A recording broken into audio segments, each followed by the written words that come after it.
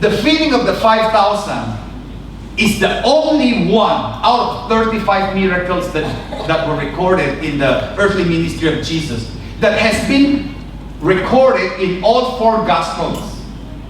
Now, what makes this so unique that Matthew, Mark, Luke, and John would want to include this in their Gospel? Now, we have talked about this. We may have read about this. Many articles have been written. Many preaching have been based on this scripture. But today, we would like to approach this a little different. While we understand this is about the feeding of the 5,000, this scripture has nothing to do with food. Say, nothing to do with food. Now, in Hong Kong, what is life without food? Whenever I come to Hong Kong, I will come up with a long list. Aside from the shopping list, is what am I going to eat? What am I going to try? I mean, everywhere you turn, it's food.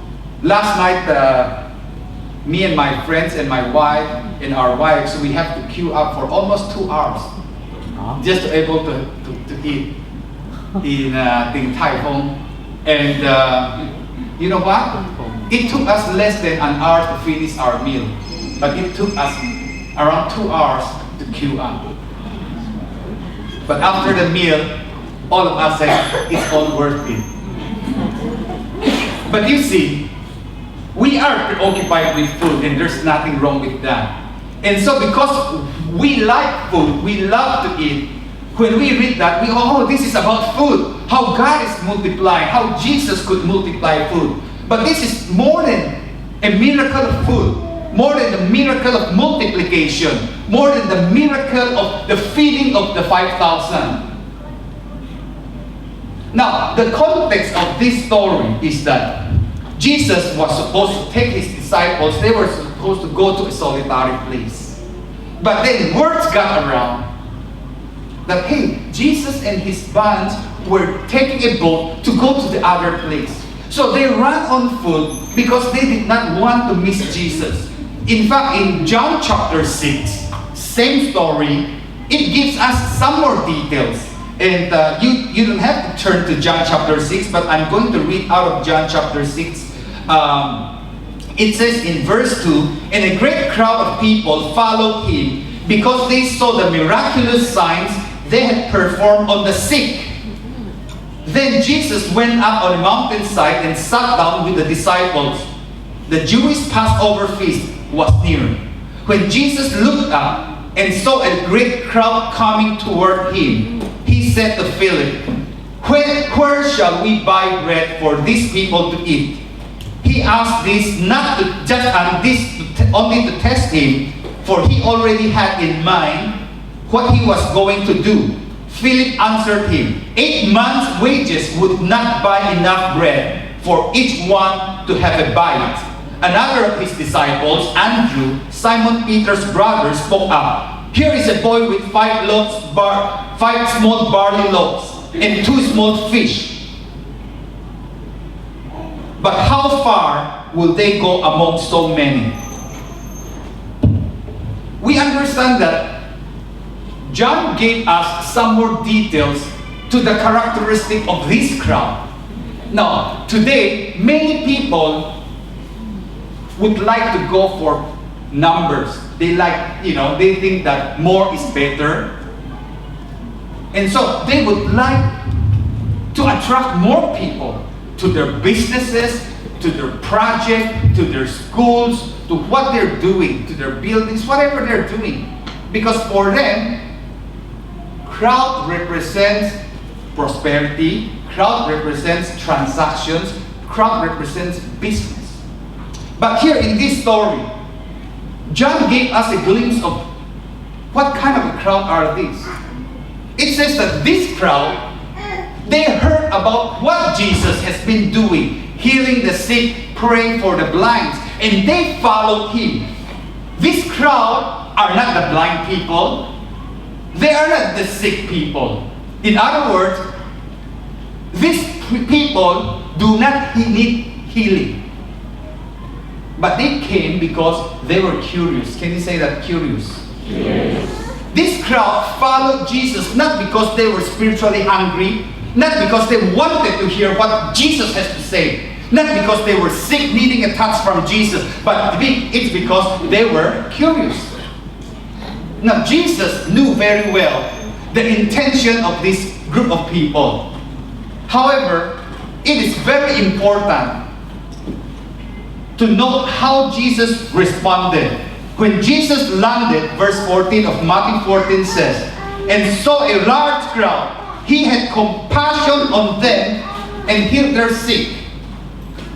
Jesus did not look up and say, why are you here? You don't need me.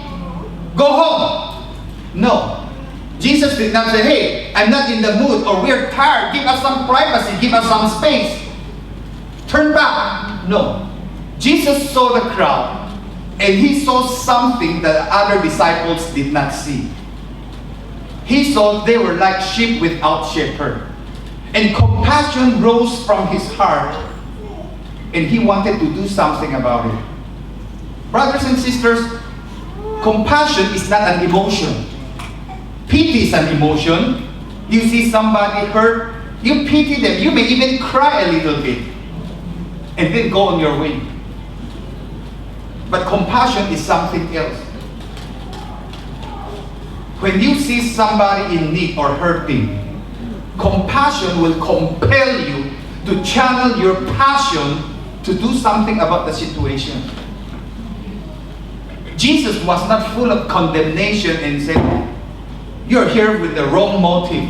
Go back, you cannot be blessed. No. Jesus saw them and saw beyond their appearance, saw beyond their faces, and saw into their spiritual condition.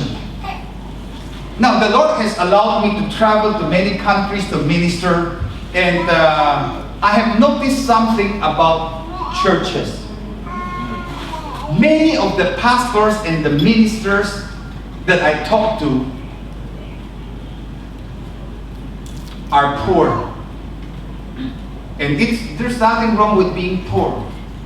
But because of their poverty, they develop a mindset that maybe because they have been very sensitive, and they may have been victimized or looked down upon by the better off people,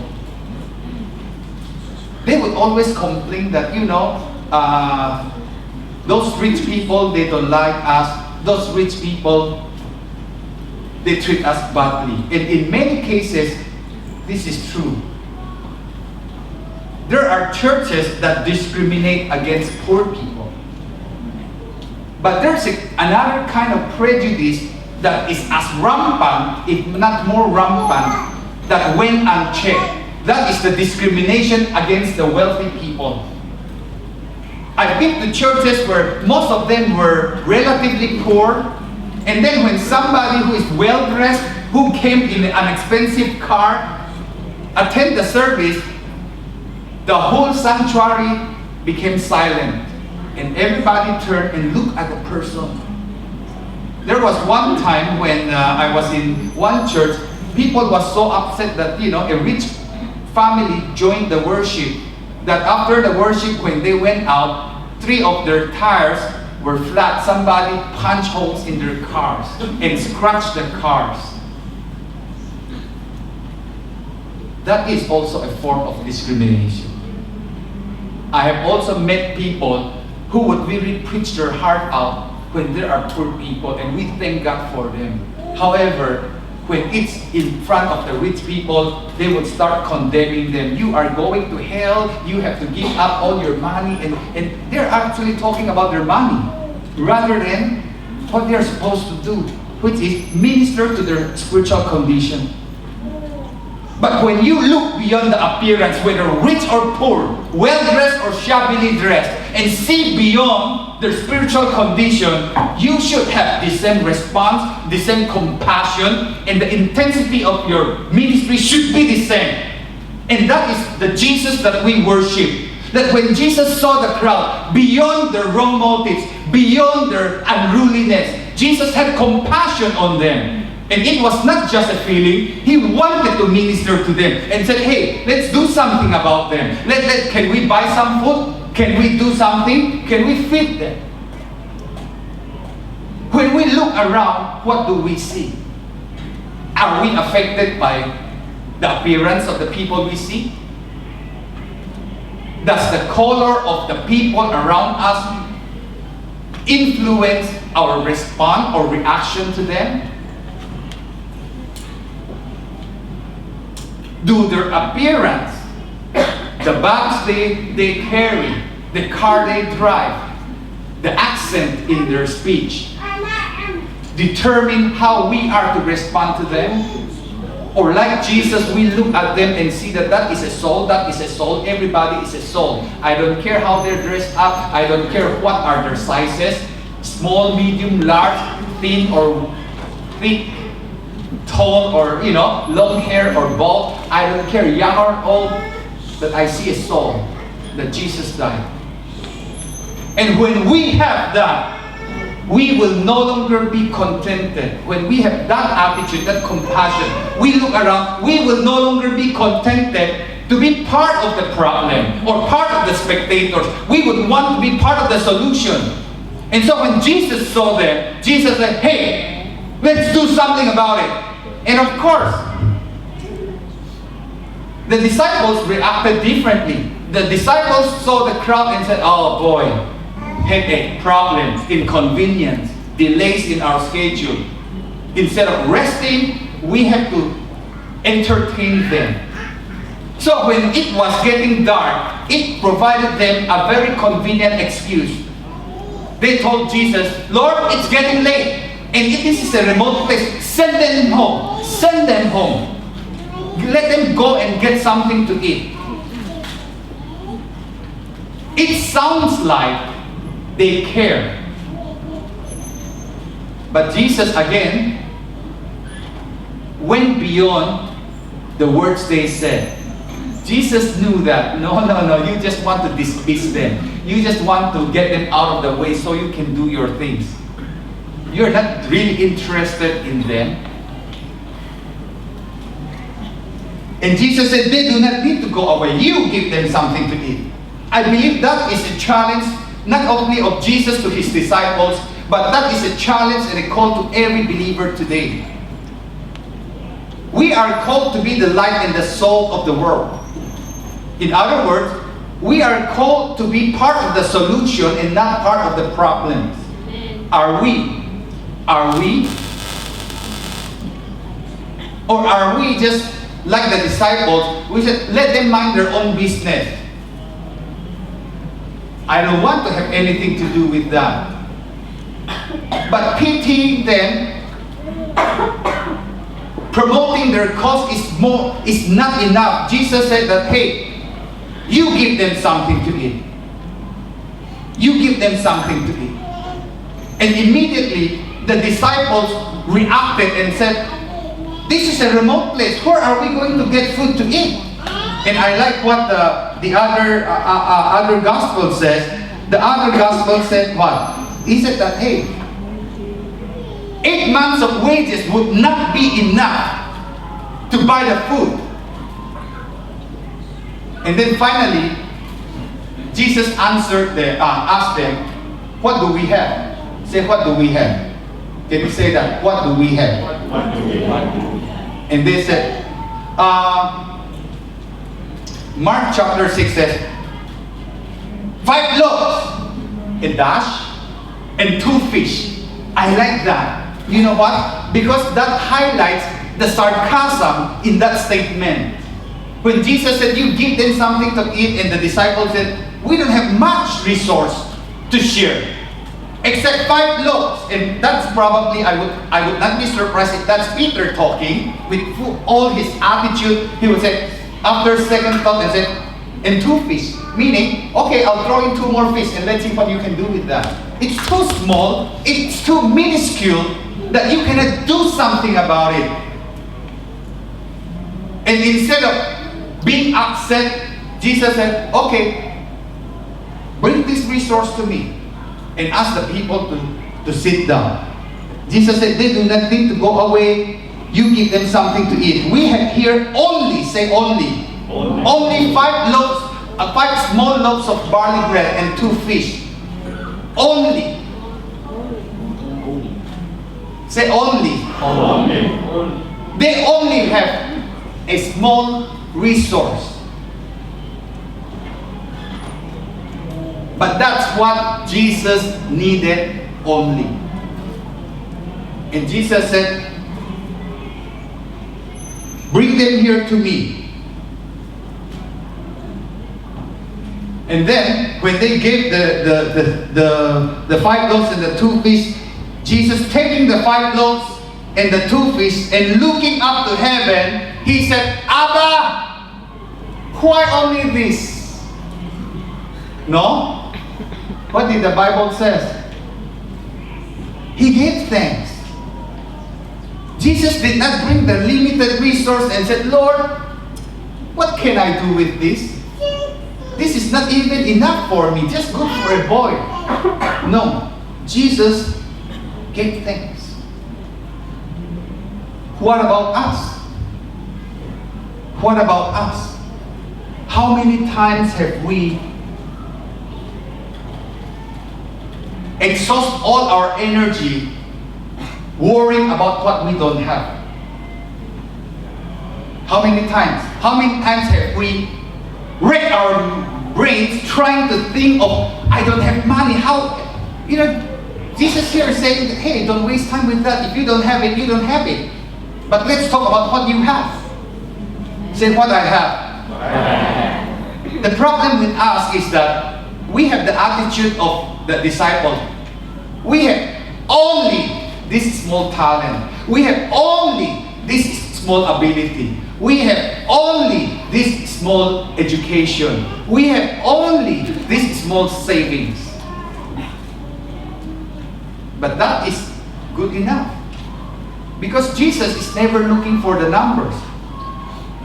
He doesn't care about the quantity. What He wants is the availability. And yet sometimes we ourselves are the ones discounting that. No, this is too small. This is useless. This is too old. And the good thing is that Jesus is specializing in that, using what is available. All He needs is a vehicle through which He can pour out His power. How many of you here are alive this morning? Oh, thank God for that 7 living. How many of you are alive? Yes. All alive. You know what? That is a resource. That is a resource. Jesus said, bring them here to me. The problem is, we look at our resource and we said, nah, that won't do. That is not good enough.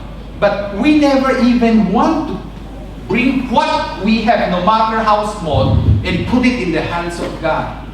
And no wonder it never grew. In Exodus chapter 4, verse 2, the story is when God was calling Moses to lead the Israelites out of Egypt. And Moses, just like most of us, suddenly became an expert on coming up with reasons, 100 reasons why I cannot be used of God. He said that I don't know how to talk, I don't have the talent, they don't know me and anything. And finally the Lord said, what is in your hand? He said, a staff. What is a staff? A staff is a piece of dead wood. Nobody holds a staff or a rod and then it's blooming, and then while he's walking around there are fruit growing out, and then he can pick from that. That is a tree, not a staff.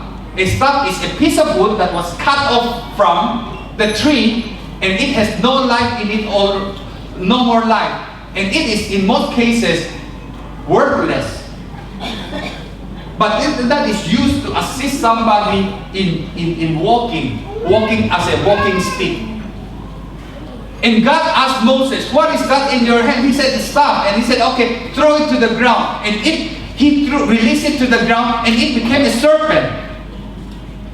Brothers and sisters, there are times we hold in our hands the little resource we have, and we look at it and say, this is so small, this is so small.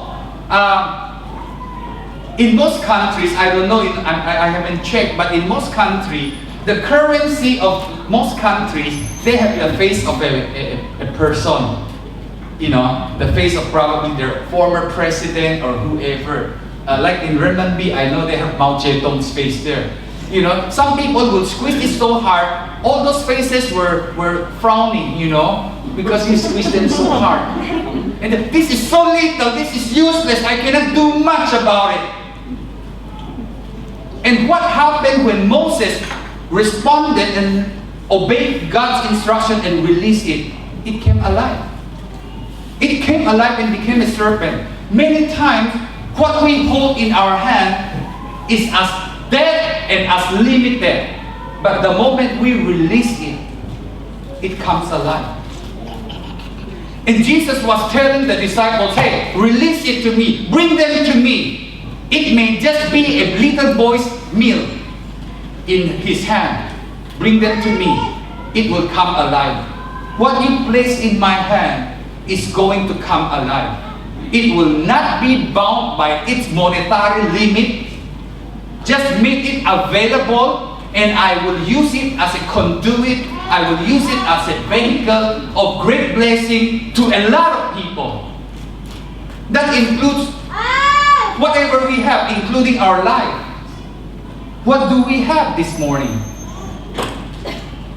I know for sure that we have life. You don't even have to worry how little or how much you have in your bank accounts, or whether you have bank accounts or not. But one thing for sure, you have breath. You are living. But many times, we hold it and squeeze it in our hand and we worry. My life is worthless. I am too old. I'm not that well educated. My family background is not good. I came from the wrong side of the globe. I live in the wrong side of the city. I can do much. I don't know how to speak in a lot of languages or dialects. I can only speak this dialect or that dialect. And we just focus on what we don't have. And when we focus on what you don't have, you know what will happen? Nothing. Nothing. We need to give God something to work with, brothers and sisters.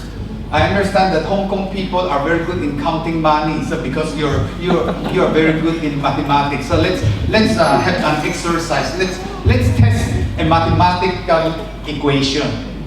Okay, we'll go easy first. 1 times 1 is 2 times 1 is 2 times 5 is 10. You're pretty good. 300 times 1 is 10. The other day I asked a young person, I was preaching just a few days ago in a province, and I asked volunteers. I said, who's a math major? A young man stood up, math major. And I said, okay, 300 times 1 is what? He said, 30,000. I said, excuse me? I said, okay, let's change that. 300 times 2 is what? He said, 300,000. I said, sit down. You're stopper, you're still really good at that. 555 times 2 is what? Come on. Bring up your cell phone. Is your calculator? Huh? 11,000? 11. That's unbelievable. 555.